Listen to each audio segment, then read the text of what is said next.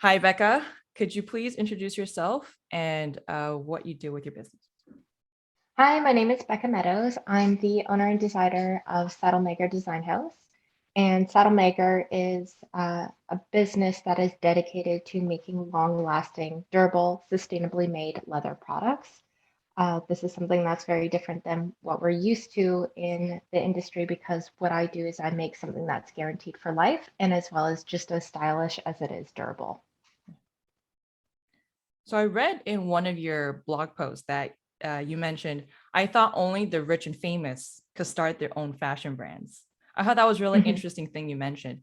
So now that you are one, was it what you thought it would be? Yes and no. So to be very frank, I really hate the fashion industry. I think that's why I love doing what I do is because I find fashion very, for instance, like very fickle and very, um, as well, it's not permeating throughout the decades as it once was.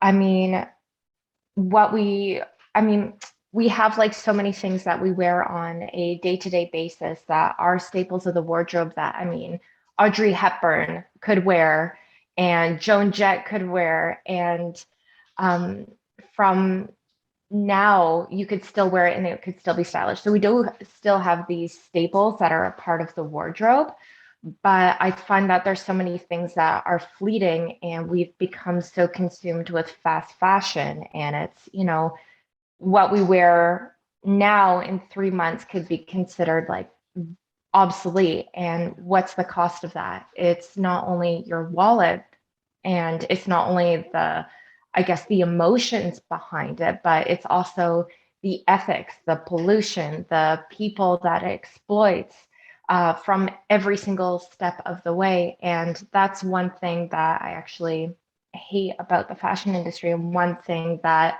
as a fashion designer, I don't know if I necessarily identify as a fashion designer, but more so as someone who's creating a piece of art that you can use every single day. So it's more of a functional work of art as opposed to, um, just a bag. I mean, it is just a bag at the end of the day, but um, ideally, it's far more than that. That's really interesting. So you don't really feel like you're part of that world. So it's still sort of an other to you, right?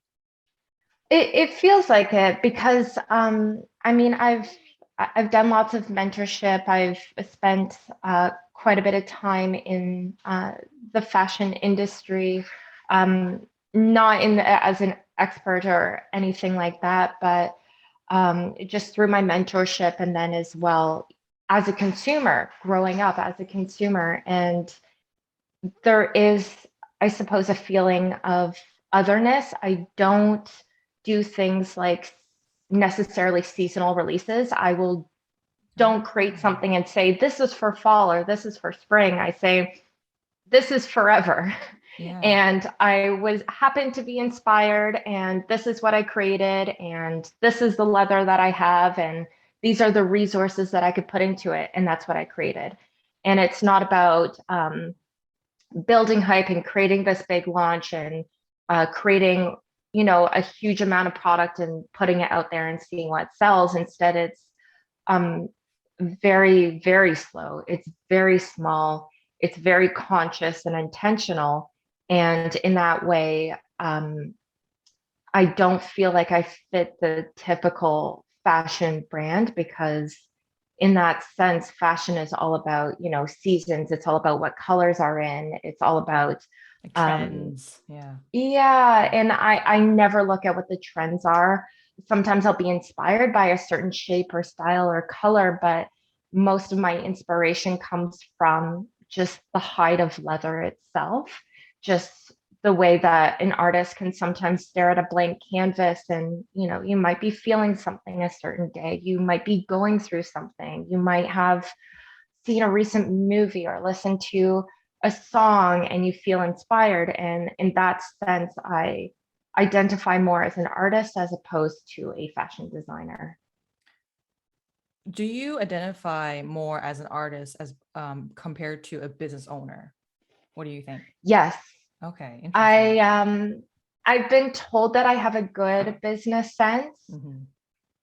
but at the same time, I hate it. And I would easily any day hand over the reins of the business side, especially my social media. I'm definitely a bit of a Luddite. Like I would love to just not have any social media whatsoever. And the only reason why I have it is for my business. So when you say you have good business sense, what does that mean?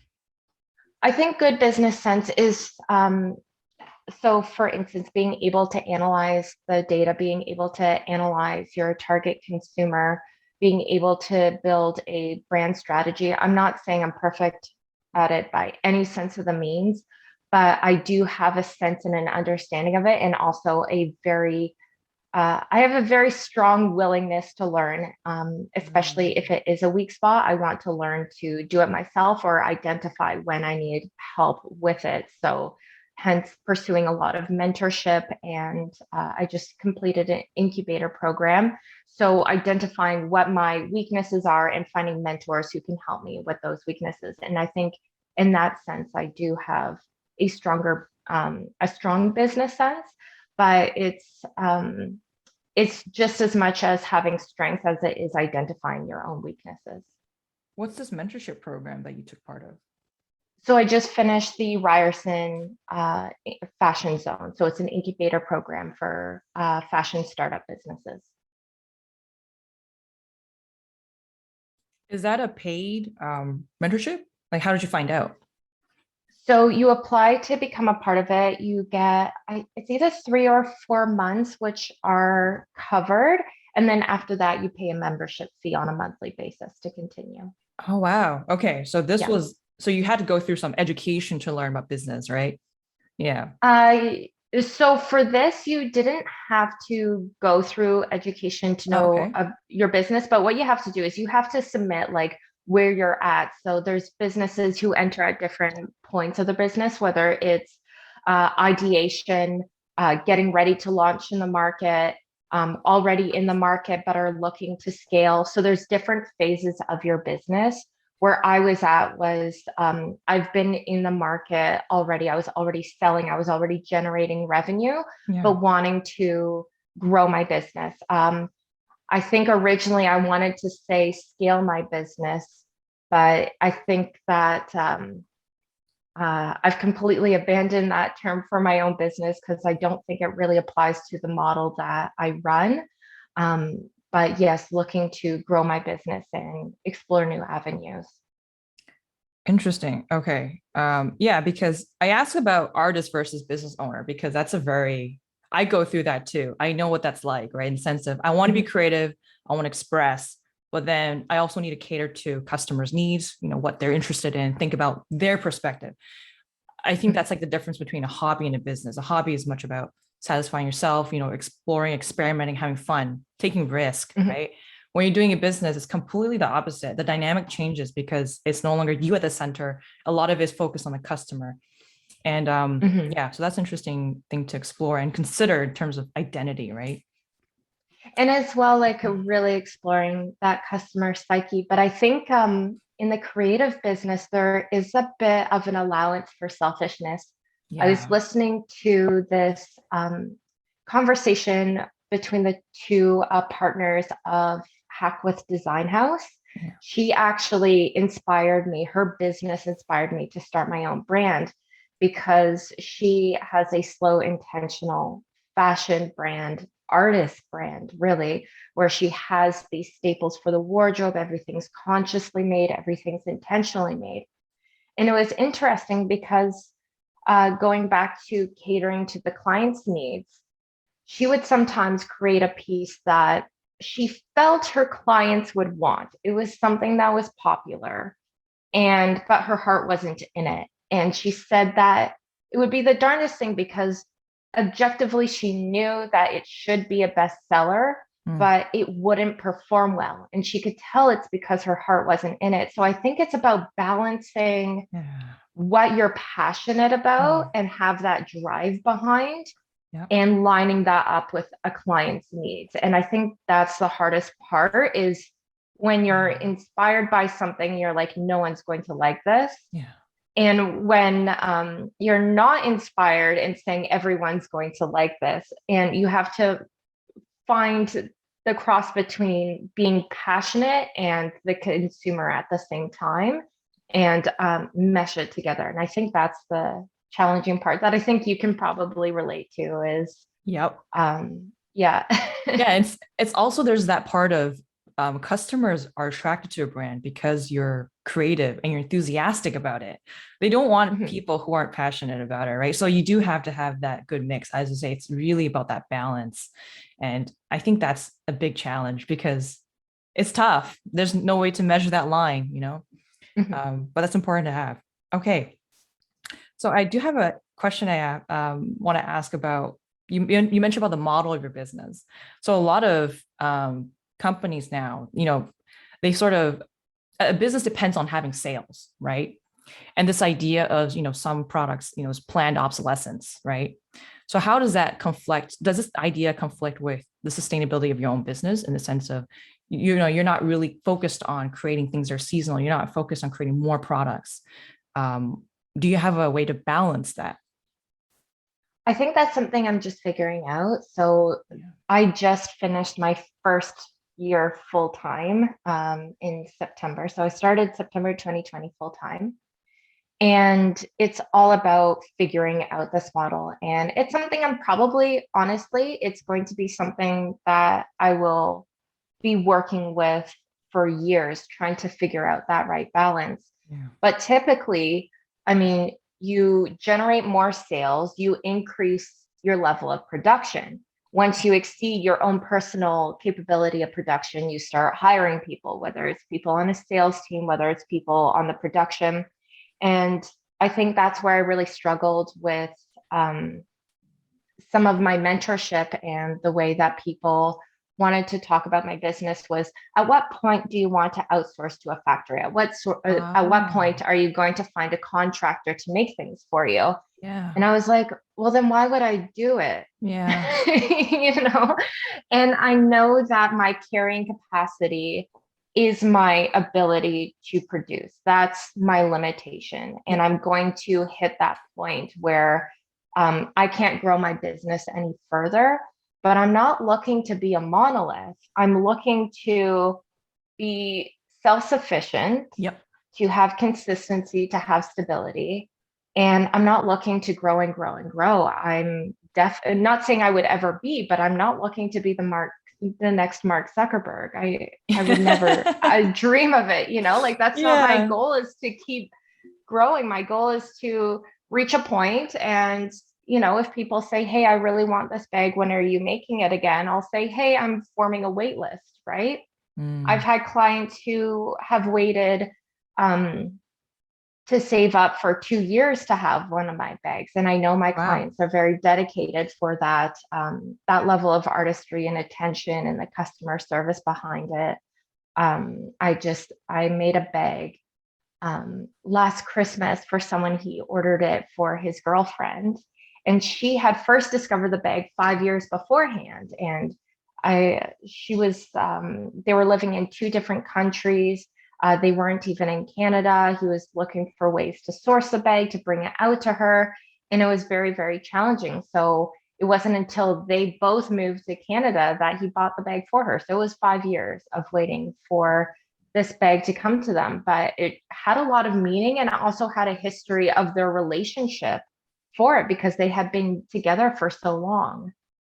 I think it was 5 years. It's in one of my blog posts. I'll have the exact date. Unfortunately, I'm not really good at remembering the most accurate for numbers, but yeah.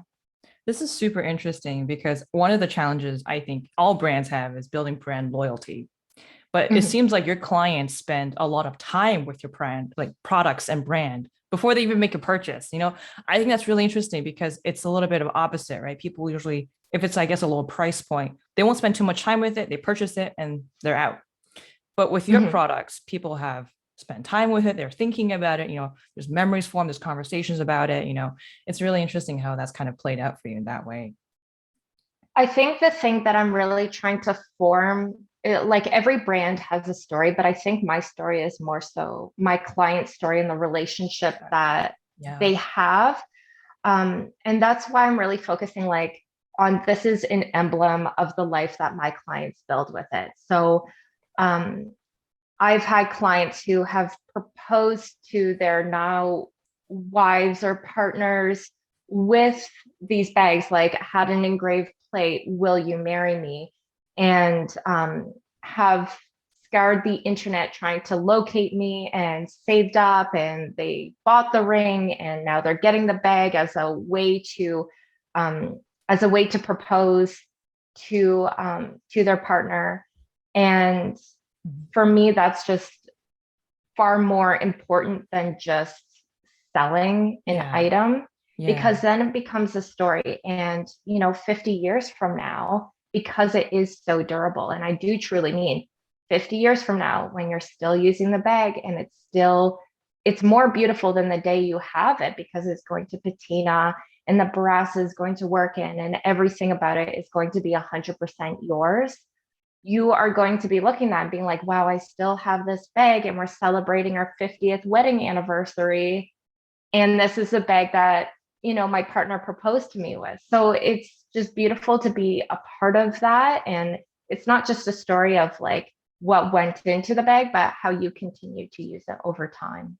Yeah. Super interesting. I feel like mind blown. My mind's just being blown because when I talk to people, when I, review websites in general, right? Or just online e-commerce sites, that's the thing that's always missing. It's a story. People think they're selling a product. I always like to push people and I say, what do you sell beyond the product?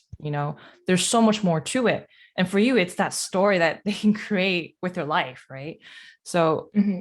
I feel like you understand the idea of how to build a brand, but without saying the terms that people like, marketers like to use. For you, it's very natural. Yeah, that's interesting. I I think it's harder for bigger businesses to have that story. I think Yeah. creatives like you and me are lucky because our story, our brand story, we're not creating it. It's already there. It's just about like, are we describing it properly? Yeah.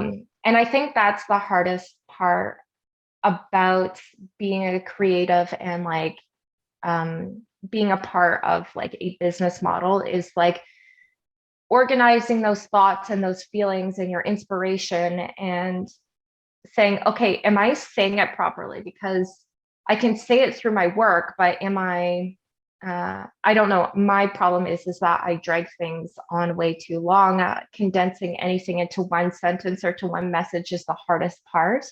I think it's something that every marketing agency struggles with, but I feel like as creatives, we just get very lost in our own heads and our own inspiration. Yeah. And it's like, did I say that properly? Did I express myself properly? And I think that's the struggle of every creative. I mean, that's why you have painters who will paint over a canvas of a painting that they had already finished, and they're like, okay, I don't like this anymore. Like that was absolute crap.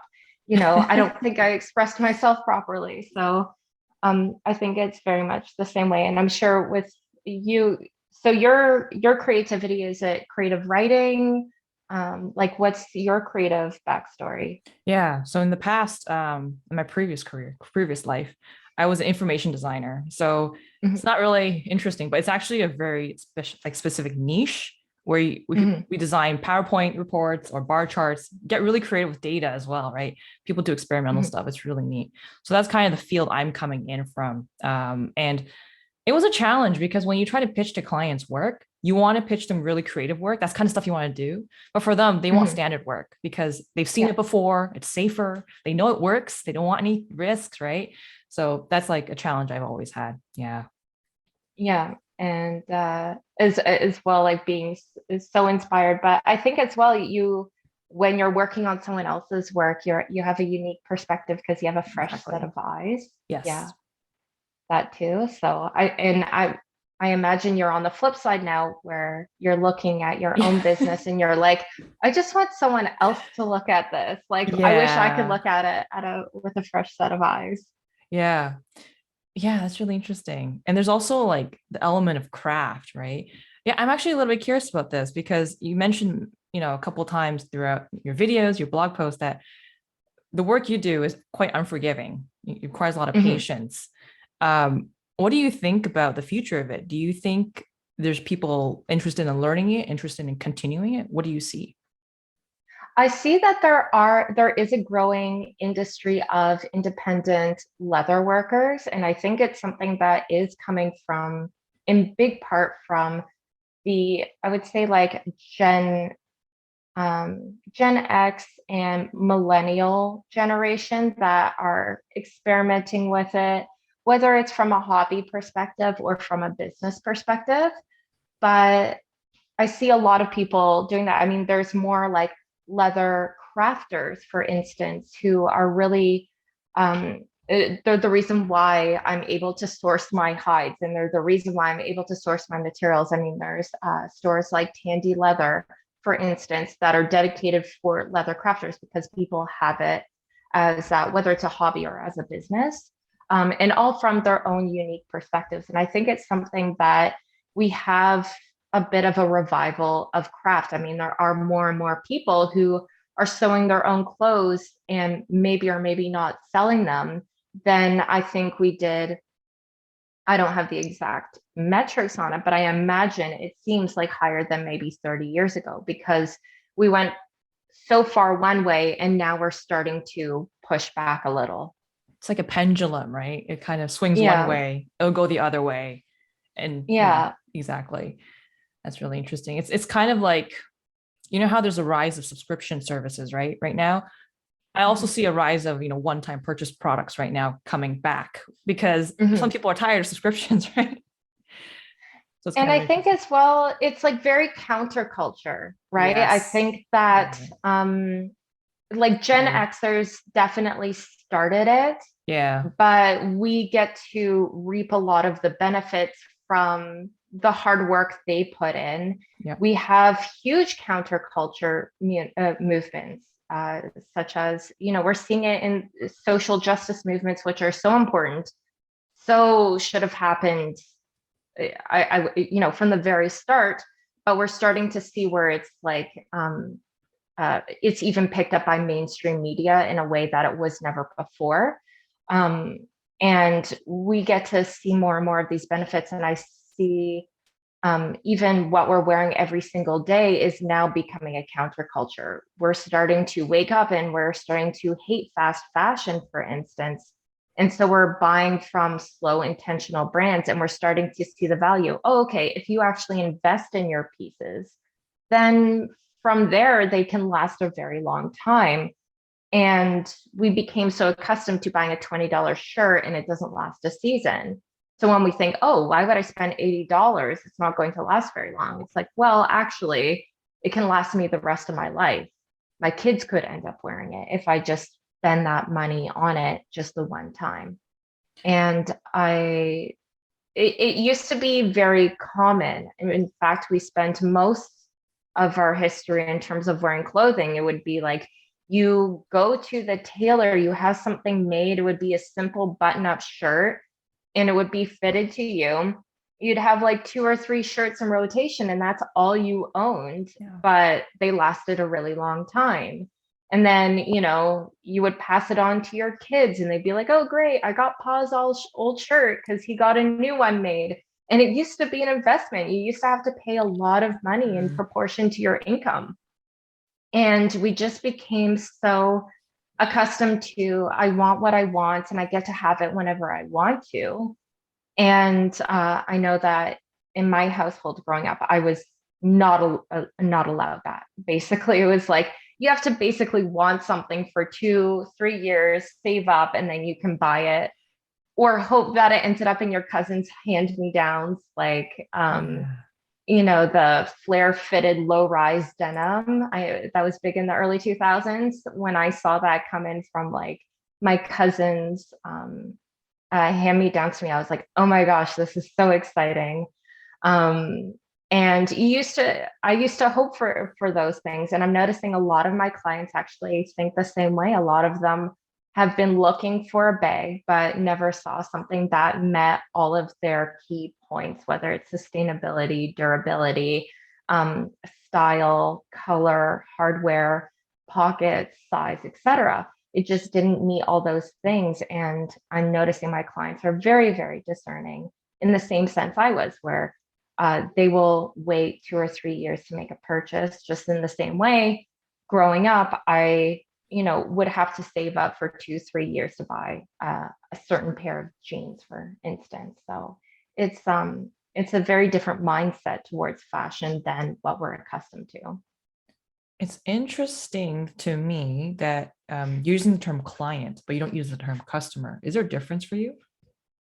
Um, I don't know. Like, I feel like client is also very.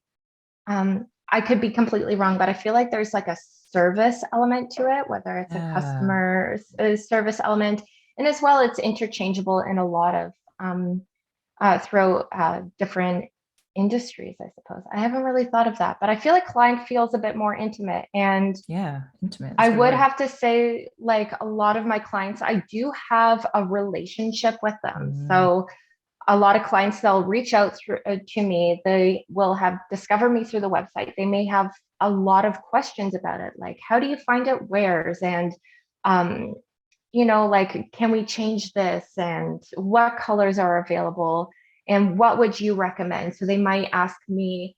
So for instance, I had a client who is a lawyer, and she wanted a recommendation of something that subtly stands out, that she could wear casually, is a bit rugged, but she wanted to be able to wear it to the courthouse because she was a lawyer. So she wanted a bunch of customizations with it. And we formed a relationship over that process. And she ended up moving to England. She's attending Oxford right now. And she sent wow. me a message being like, hey, I just wanted to let you know I'm getting compliments on my bag all the time. I'm handing out your business cards, greetings from England. And I feel like with a lot of fashion brands, like I wouldn't reach out to Aritzia or H&M and be like, hey, I bought this shirt, I wore it to my first day of school. Yeah. Like My they would be friends like, liked it. yeah, great, buy more, you know what I mean? So Exactly. it's a very, I Hmm. think, it's a more intimate relationship that I have with them. And a lot of times clients buy more than one item. And Yeah. for that reason, it really follows a story. So I have clients who will reach out to me like 2, 3 years later and be like, oh yes, like I want to surprise my girlfriend. She bought one of your bags, you know, 4 years ago. I want to buy another one and surprise her. Like, what do you recommend? So it's an ongoing relationship that I form with clients. Who are your clients? I would say my clients are, in terms of age, are generally 35 to 45 as my primary demographic, and then 45 to 55. A lot of the people who follow me on social media, however, are 25 to 35, but I think a lot of that is because people are building their wealth. I mean, it's Yeah, not a fast fashion buy. It's not exactly. a $20 item that you can just throw down. It is an investment piece. Um, and a lot of times for younger people who do have my bags, it's their parents who buy it for them as like a graduation gift, whether high school or Yeah. college graduation. And a lot of times it's because they want something that follows them along their career. So um, it's a very important and a very sentimental piece for them. When it comes to like, I would say most identify as female, but in terms of like who actually purchases the bags, but that's slowly changing as like there's more interest in the larger satchels and as well belts. And then in terms of like the psyche, a lot of them are very discerning, have a lot of questions. They want to make sure that they're making the right choice. They have a list of things that they want to satisfy. So they're very, I really appreciate this because this is similar to me. And they have a lot of things that they want to make sure that they're getting out of it. So a lot of times there's a focus on being sustainably made, being very durable, looking a certain way. They're interested in the way it ages. So it's very much, how is this purchase going to have long-standing effects and values? And there's a big focus on that longevity, not only from a sustainable side, but as well from, how you're going to use it. I know that we have when we think of materialism, we think of like a very, wanting to buy lots of things, and that's how we create an identity. But I think materialism can also have a side where we grow a sentimental attachment to our objects and something that you use every single day, something that, whether it's a belt that you wore on your wedding day and are wearing the exact same one on your 50th wedding anniversary, or the bag that you get when you graduate college is the same bag you use on your retirement party. I mean, these are pieces that you still have a collection of memories and experiences with. And it really does become a part of your story, and not materialism in a negative aspect, but instead, this is something sturdy that's been by my side through all these memories.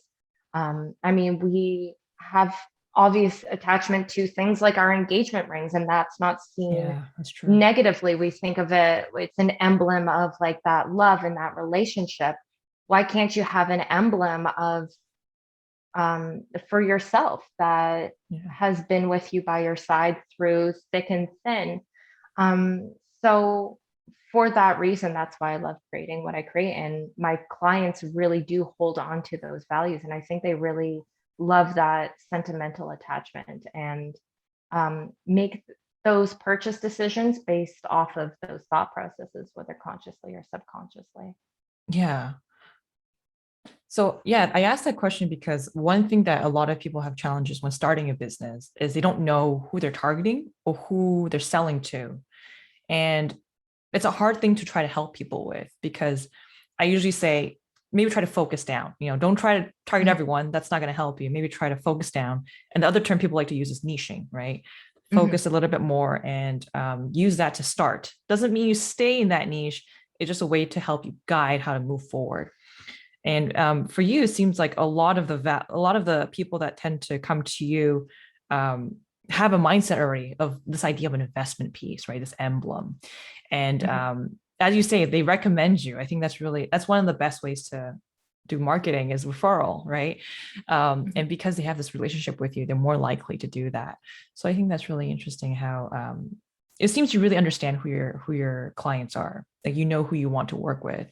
And I'm sure you probably turned down people as well, right? When I first started, my prices were actually a lot lower. And Okay. on many pieces, I was actually losing money. So Wow. even though I was charging, like one of my first Oldenburg messenger bags, which now sell for close to 900. One of the first ones I made was about 180. I didn't even cover my leather and hardware costs. I didn't even cover the cost of my materials, let alone pay myself or cover all the administration fees that come to running a business. Yeah. And when I sold that bag, like that person very much valued it. But before that right client saw it, there were so many people who were saying that's way too much money. And Really? I was thinking, I haven't even covered the cost of my materials or my hardware. Like I'm losing money on this. And I was just thinking, how am I going to make this work? And then Yeah. I had to realize, and I still struggle with it, but not as much. I had to realize like those just aren't my clients. Whether if I was charging $40, they would still say that's too much money, Exactly. you know? Yeah. And and that goes back to that notion of I want what I want and I want it now, and it has to be cheap and fast, and why wasn't it here yesterday? And those really just aren't my clients. And Exactly. I had to Yep. grow with that and evolve with it and accept it. Yep. And now I realize like people, they invest that money, which it's not like you had mentioned, it's a key word. It's not spending money on a bag, you're Yep. investing in it Yep. because it's going to be with you. And just the same way that an engagement ring, you're going to have it for the Yeah. rest of your life, right? And a lot of it too is because we go to the store, we buy a bag, it falls apart within a year. Yep.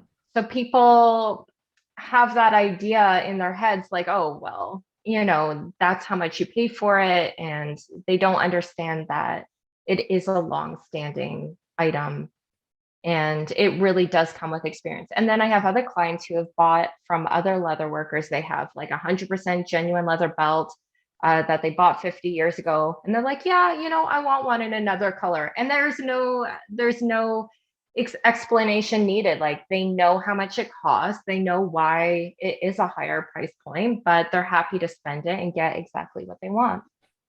So what do you think makes you different from your peers? Like, why do people come Uh, to you versus competitors?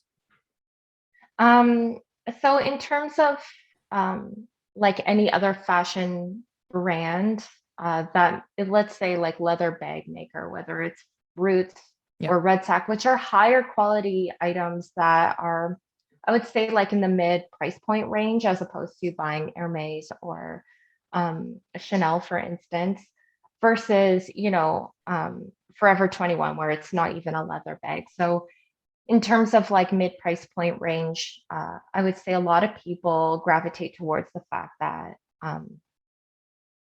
I really like doing custom orders. Yeah. I value where my leather comes from. So all my leather is North American source. So it's predominantly from Wickett and Craig. And they have environmental certifications. They source from local abattoirs, so the whole cow is getting used.